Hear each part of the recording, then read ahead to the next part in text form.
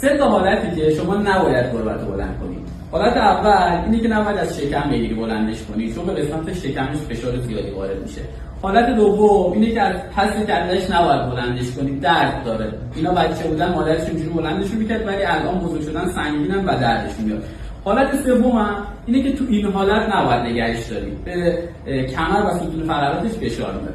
به جای این شما میتونید از حالت گهواره استفاده کنی که دست من کاملا زیر بدنشه، وزنش کاملا تقسیم شده به دست من.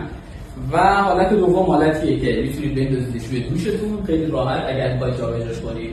حالت سوم اینه که اینجوری میچسبونیدش به خودتون و در واقع میشینه بغل شما.